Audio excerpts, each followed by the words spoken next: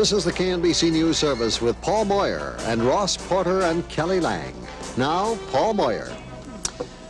Good evening, everybody. As we've been saying all week on this program, Tom Brokaw is on special assignment tonight. He'll be back Monday night at 11 o'clock.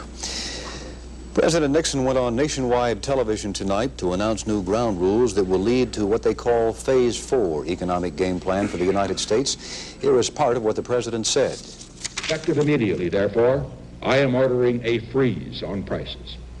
This freeze will hold prices at levels no higher than those charged during the first 8 days of June. It will cover all prices paid by consumers. The only prices not covered will be those of unprocessed agricultural processed products at the farm levels and rents. Wages, interest, and dividend will remain under their present control systems during the freeze. Now, the reason I've decided not to freeze wages is that the wage settlements reached under the rules of Phase 3 have not been a significant cause of the increase in prices. And as long as wage settlements continue to be responsible and non-inflationary, a wage freeze will not be imposed. The freeze will last for a maximum of 60 days. This time will be used to develop and put into place a new and more effective system of controls which will follow the freeze.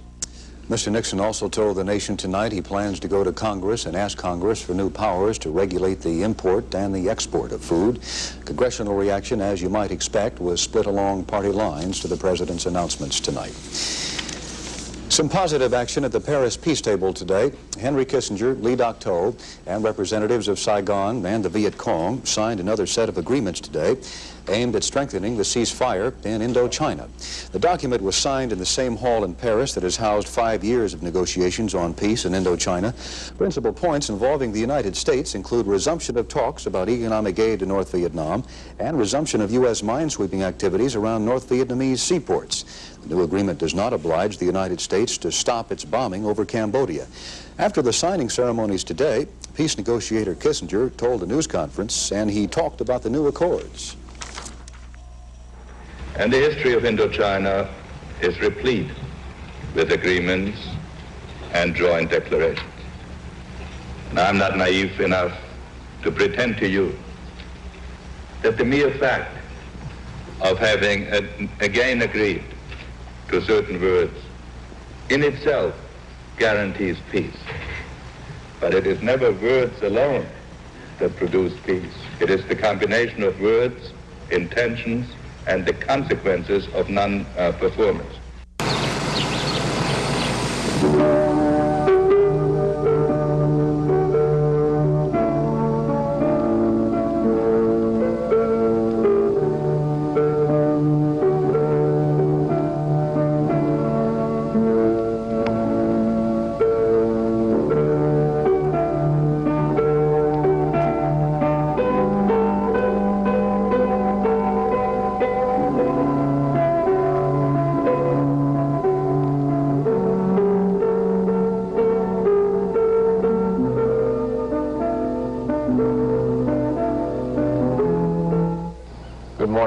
Several well-known economists listened to President Nixon say he's freezing prices and not wages for the next 60 days and then have some other controls after that. And you cannot say these economists who are talking about it are wild about it. Some say it's an improvement. That's Dr. Lawrence Klein at the University of Pennsylvania. Others think it is too little and too late, and economist Elliot Janeway adds too complicated and too political. There was a short strike today. Clerks and booking agents for national airlines went out at midnight. Negotiations went on, and a settlement came about 6 hours later. Sharif Sirhan, the brother of the man who killed Robert Kennedy, was convicted yesterday of writing a letter to Secretary of State William Rogers, saying that Golda Meir, the Prime Minister of Israel, would be shot and killed. The letter was signed Palestine Liberation Organization. The FBI found Sharif Sirhan's fingerprints on it, and he'll be sentenced next month. 40 or so people are stuck in 2 cable cars near Albuquerque, having spent the night there. Some wind lifted the cars from the drive cable, but they're all right on the guide cable. Police say they're safe, and a helicopter is coming later for them. This is Thursday the 14th. And the truce that everybody says they really mean this time is supposed to start in Vietnam at midnight tonight, Washington time. Saigon saying success depends on the goodwill of the communists. This is the birthday of sandpaper, the day Isaac Fisher patented it in 1834. Now, we know the Egyptians used powdered abrasives on their jewelry in the olden times, but nobody thought of gluing it to paper until Mr. Fisher did at his home in Springfield, Vermont, 139 years ago. And this is a good day to fly your flag because it's Flag Day. On June 14th, 1777, the Continental Congress said the country's flag should have 13 stripes of alternate red and white with a union of 13 stars of white and a field of blue. But that's about all they said, so there were several ways it was done, most often this way, but some people put the stars in a circle in the upper left corner, and other people switched places for the stars and the bars. So it took a while for it to become standard. There was a resolution later on that saying that the red meant hardiness and courage, the white meant purity and innocence, and the blue meant vigilance, perseverance, and justice. This is the CBS Morning News with John Hart in New York and Barry Seraphin in Washington. Good morning. Administration officials have made it plain the Phase 3 economic program was a failure. With prices shooting up, the president needed some breathing time to come up with the Phase 4 anti-inflation program. And so Mr. Nixon's announcement last night of a 2-month price freeze. Whatever the reasons, every American family is confronted with a real and pressing problem of higher prices. And I have decided that the time has come to take strong and effective action to deal with that problem. Effective immediately, therefore, I am ordering a freeze on prices. This freeze will hold prices at levels no higher than those charged during the first 8 days of June. It will cover all prices paid by consumers. The only prices not covered will be those of unprocessed agricultural processed products at the farm levels and rents. Wages, interest, and dividend will remain under their present control systems during the freeze. From CBS News headquarters in New York, this is the CBS Evening News with Roger Mudd, substituting for Walter Cronkite. President Nixon's new strategy for fighting inflation today was being called Phase 3.5. In a nationwide speech last night, the president ordered a 60-day freeze on retail prices as a prelude to what will eventually be Phase 4. The freeze covers food prices but keeps wages, interest, and dividends under Phase 3 voluntary restraints. The freeze does not cover rents or unprocessed agricultural products at the farm level. In Washington, congressional reaction among both Democrats and Republicans was generally favorable with the overtones of wait and see. However, two leading economists, Paul Samuelson and Elliot Janeway, were sharply critical. First, we had, in the beginning of the Nixon term, benign neglect of all incomes policy. Then we had the desperate throwing away the old game plan. In August 1971, we had Phase 1, Phase 2. Then, when we still needed the Phase 2 protection, it was thrown away. Now, we're desperately improvising with another freeze.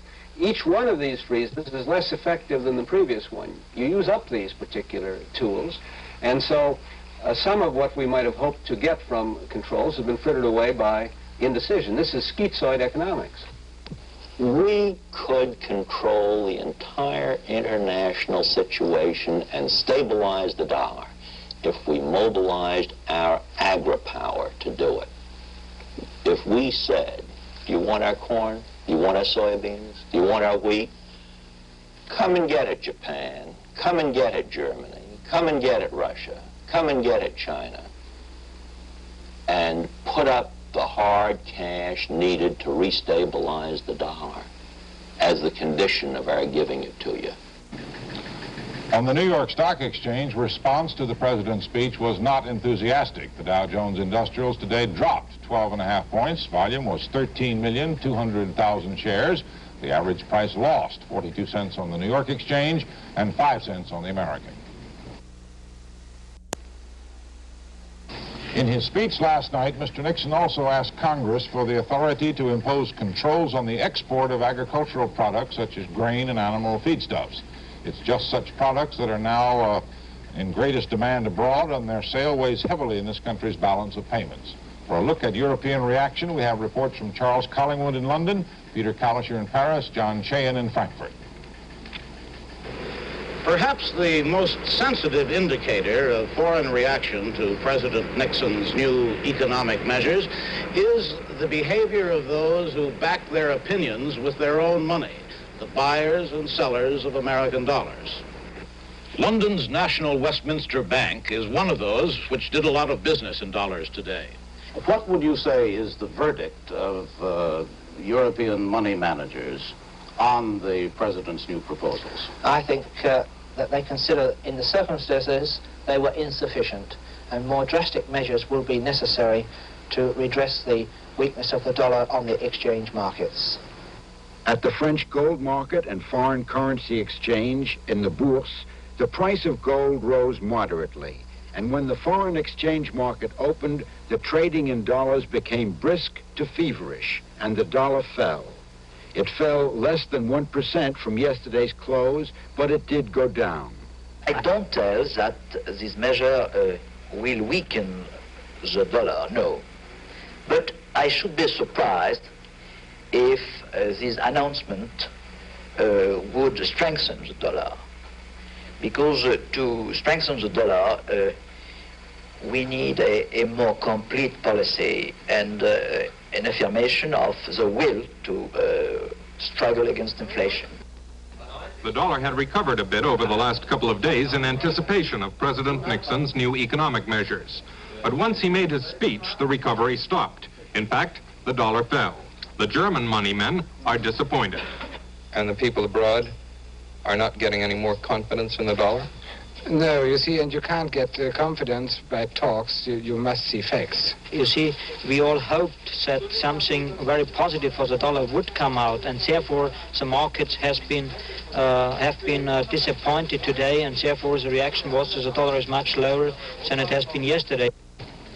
Japan is the biggest market for American agricultural exports, and for the Japanese, the president's economic message was not good news. Bruce Dunning reports from Tokyo. Tokyo's stock market was posting moderate gains until President Nixon's speech was heard in Japan. Then many gains suddenly switched to losses with the news that Mr. Nixon proposes restricting agricultural exports so that foreign sales will not price meat and eggs off the American table. Japan is heavily dependent on the U.S. for many basic foods. On Tokyo's commodity exchanges, prices for U.S. agricultural imports soared drastically in somber trading. Japan is the world's biggest spender in the U.S. agricultural market. In 1972, Japan bought nearly $1.5 billion worth of American groceries. 90% of the soybeans for Japan's soy sauce come from the United States. Soybeans are among the items Mr. Nixon would restrict, a move that could create a crisis in Japan. To officials here, the proposed controls on agricultural exports seem like another example of Washington's failure to understand Japan's problems. Bruce Dunning, CBS News, Tokyo. In Washington, Dan Rather was on hand as the president made his economic speech last night, and he has studied its text. Here is his analysis. The first thing to recognize about the president's announcement is it does not solve the economy's long-range problems. It may check inflation and help the dollar temporarily, but labor, business, and Mr. Nixon's own staff agree. The freeze is strictly a stopgap, a kind of economic acupuncture as the president stalls for time. The second thing to recognize is delaying real decisions longer represents a high-risk operation. Phase 3 has failed, and the president admits that he does not yet know what to do about that. He stayed too long with the advice of Treasury Secretary George Shultz.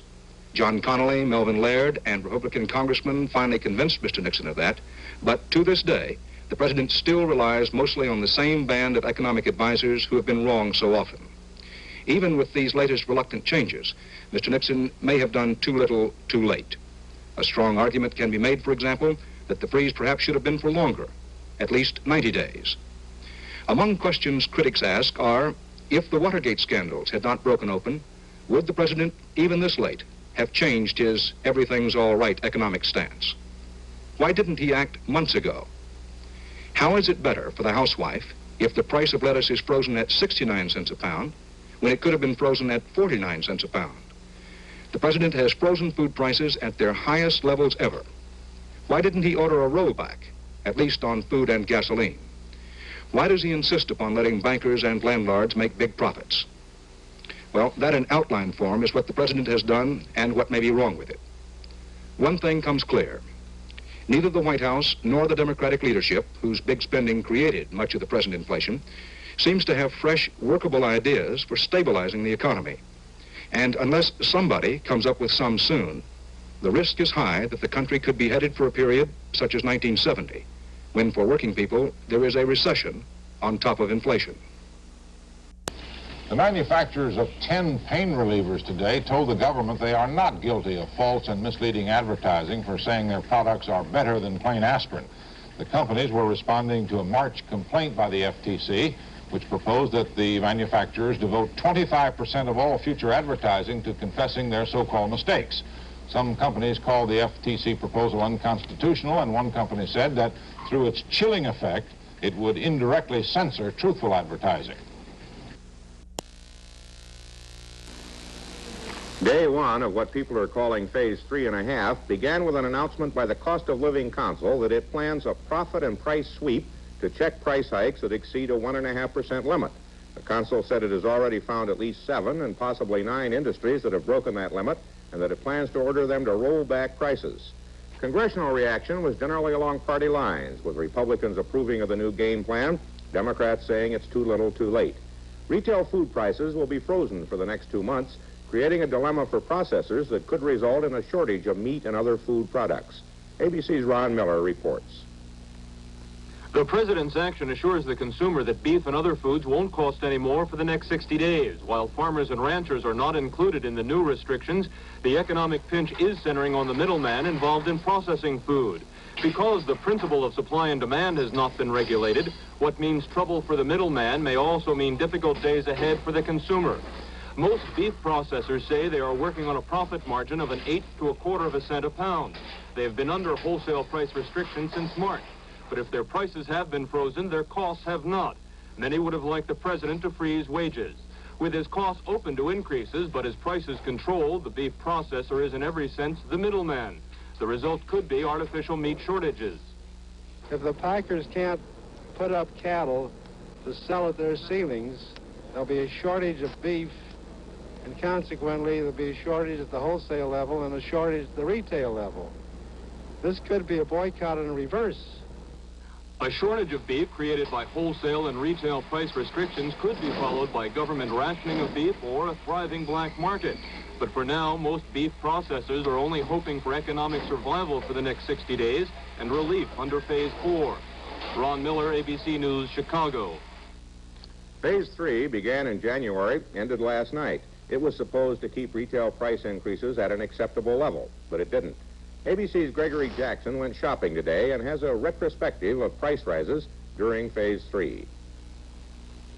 If you want to talk about prices and you're looking for the true marketplace in America today, there's really only one place to go, and that's the suburban shopping centers, such as the one here in Peekskill, New York, about an hour or so out of New York City, and an institution similar to thousands across the country. It's on this kind of battleground that the price war is being fought.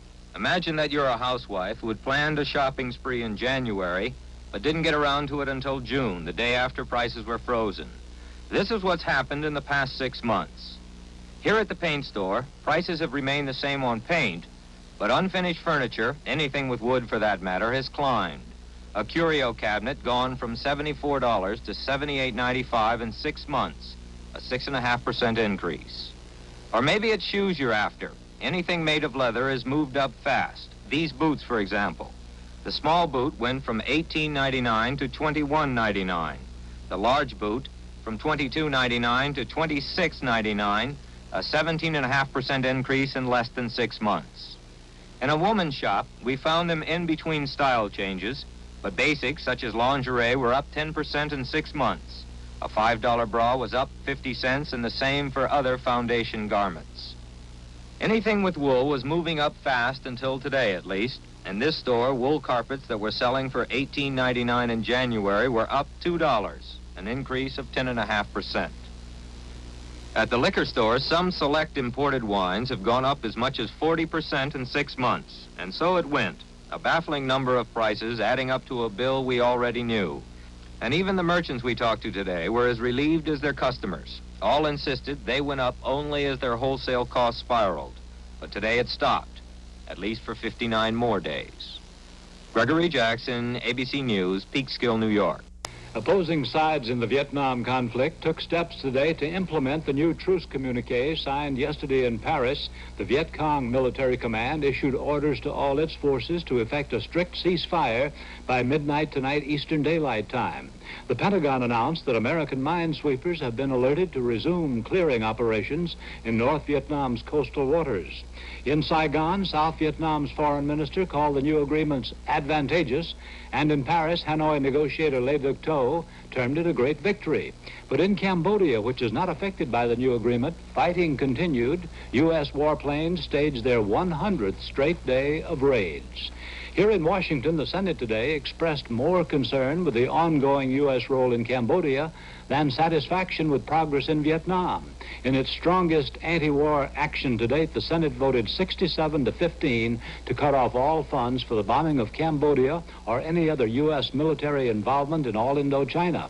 Earlier today, Henry Kissinger was on Capitol Hill to brief lawmakers on the new Vietnam communique, but it was clear that Cambodia was uppermost in their thoughts. ABC Capitol Hill correspondent Bob Clark reports.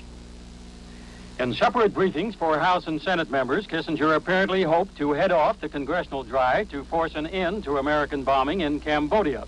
He appealed to both houses not to take final action cutting off bombing funds. The Senate's Republican leader, Hugh Scott, was among those who listened to the Kissinger plea. Later, Scott, who's been a stout supporter of the president's end-the-war policies, issued a statement saying he won't support the bombing after the end of this month. "We've had it," Scott said. Kissinger's plea brought a similar reaction from other senators. Dr. Kissinger's argument was very persuasive, but I was not persuaded that the way to do that was by desisting from support of the amendment which would seek to end the bombing in Cambodia.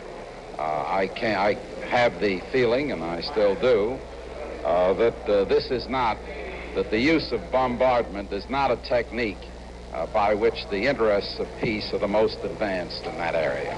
Dr. Kissinger's a very articulate gentleman, and he works very hard, but I'm persuaded more than ever after listening to him today that we have to go ahead and cut off the bombing in Cambodia because the administration will continue to bomb there indefinitely.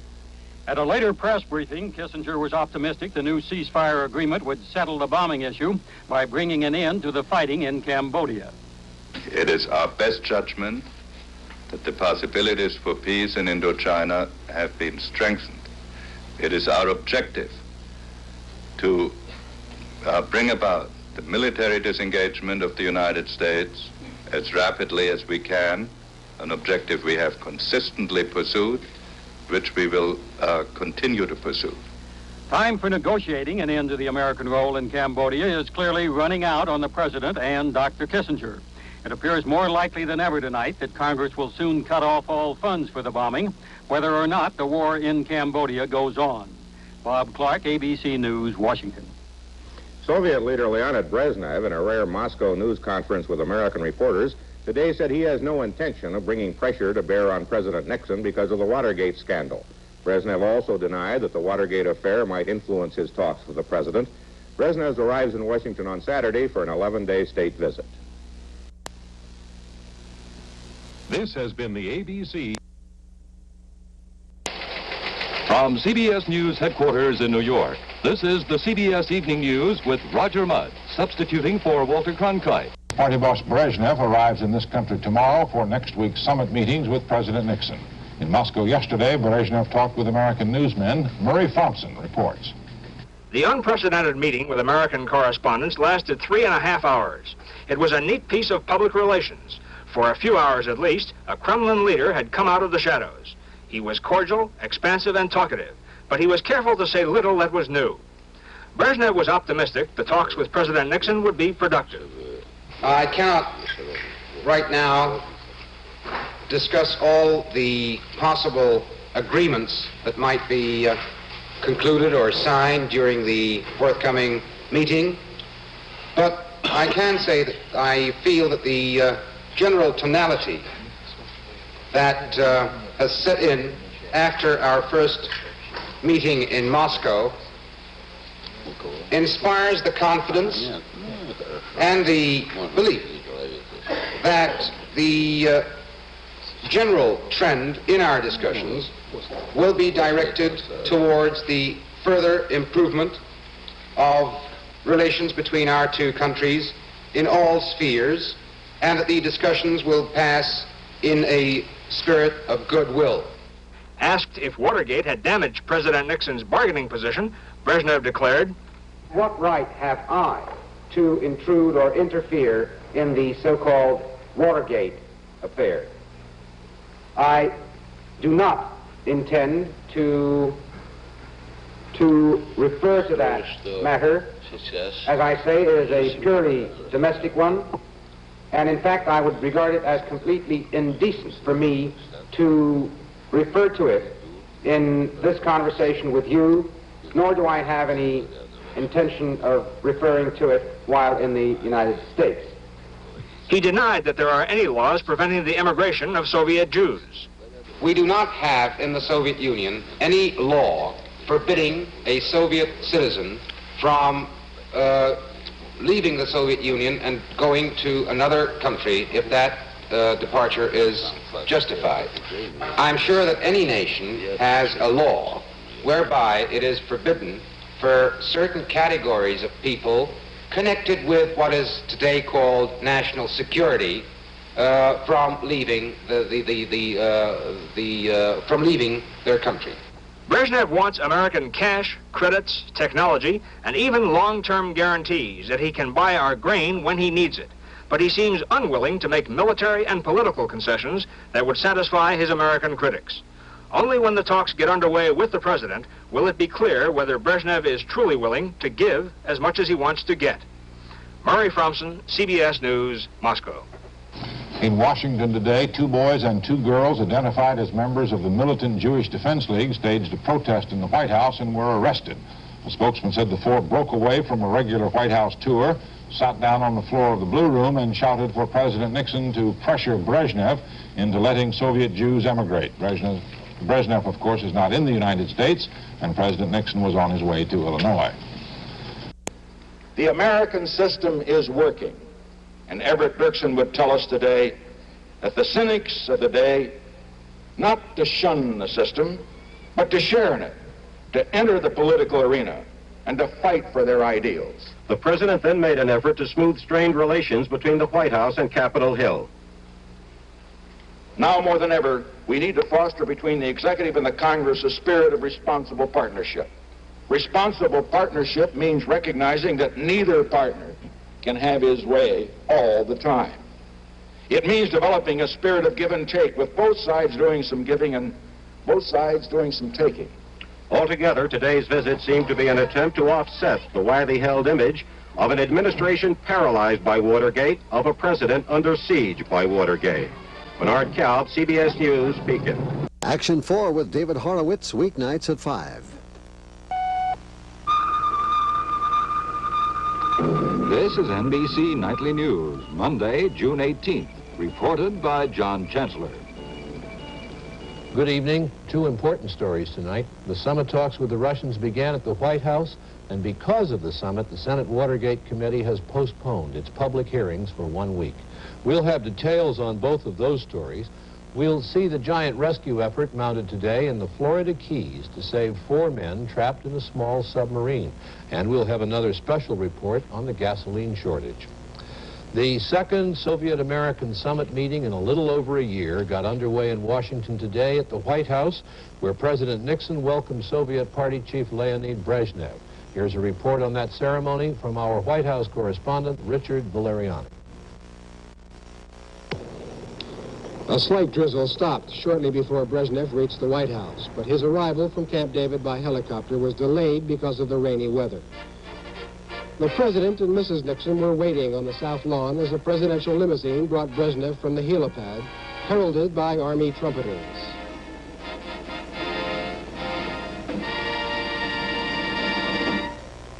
The 2 men shook hands heartily, like 2 old friends who haven't seen each other for a while. Cannons boomed a 21-gun salute. a tribute to Brezhnev's status as the principal leader of the Soviet Union, even though he is not officially the head of the government. The two men then trooped the line.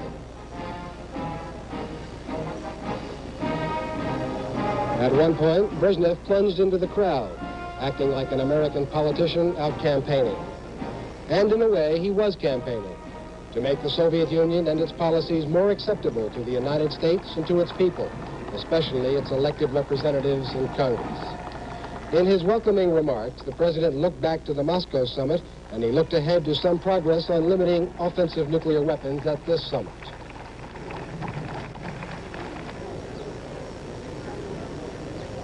This year, at the summit in Washington, we will not only build on the foundation that we laid last year, but that we have the opportunity to make even greater progress than we made last year toward the goals that we share in common. And above all, the goal that goes beyond our two countries, but to the whole world. The goal of lifting the burden of armaments from the world and building a structure of peace. Но в политике действуют свои понятия относительности. Brezhnev's reply used language strikingly similar to Mr. Nixon's. He said the Moscow summit last year had laid a good, reliable foundation for relations of peace between the two countries. And he said he and his delegation were prepared to work hard to ensure that the summit talks here serve the interests of a peaceful future for all mankind. With those good words, we can move forward. Yes, sir. The two leaders then moved forward to almost 4 hours of private talks, continuing right through a scheduled lunch break. The spokesman said afterward they reviewed the world situation in general terms on a philosophical plane without getting into specifics. The Russians said it was a good business-like beginning. Mr. Nixon was quoted as saying the talks were very good, very relaxed. One tangible result was approval of 3 and perhaps 4 new American-Soviet agreements to be signed tomorrow.